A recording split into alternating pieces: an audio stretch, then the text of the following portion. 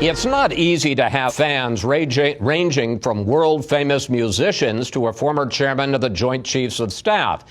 It takes someone special, like our Power Player of the Week.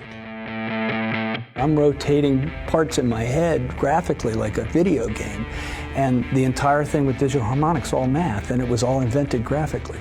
Paul Reed-Smith is explaining the remarkable work he does in two different worlds, guitars and high tech.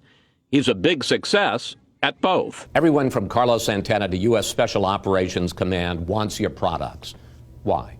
They need a tool to do a job so they can have clarity to make good decisions. It's the same thing. It's a tool to do a job. Let's start with guitars, because that's where Smith started. PRS is now the third biggest electric guitar manufacturer in the U.S., behind only Fender and Gibson. Perfect. He showed us one of his top-end models. Don't wreck your guitar. I'm not wrecking anything.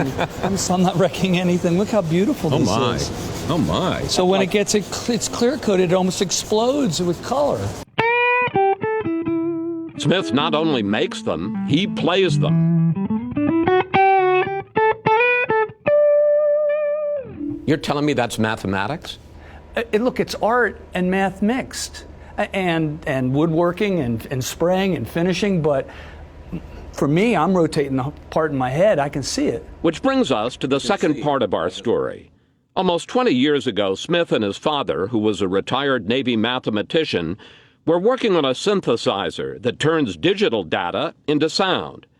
They discovered they could make it do a lot more than that, amplifying information you can't hear or see. So here's an X-ray that's done with low radiation. It's very, very hazy, all right? And we were able to dig the information out of that file so the doctors can see what's going on in it, and here it is. Now I can see because of our math. Smith set up Digital Harmonic in 2015. It now has almost 100 registered and pending trademarks and almost 24 patents. And they keep testing its limits. We sent up a drone at night, okay? And then we're putting it through the algorithm. Machine learning is deciding what to do with this thing. Whoa. And you can see detail you just can't see here. The fascinating part for me is it's in color. It's not in black and white. Well, the fascinating thing for me is you can see houses here and that you didn't know existed. And cars and all kinds of things that aren't there. If you still don't understand how it works, don't worry.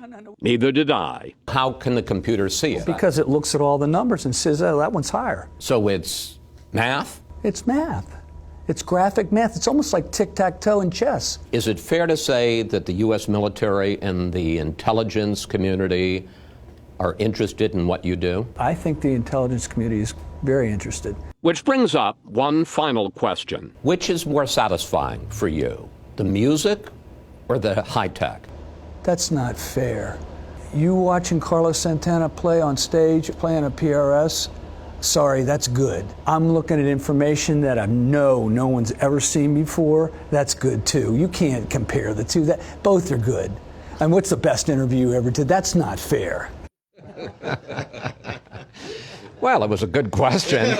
Smith says there are 3 stages to anything new: strong opposition, kind of against, and acceptance. He says reaction to his new technology is near the end of stage 2.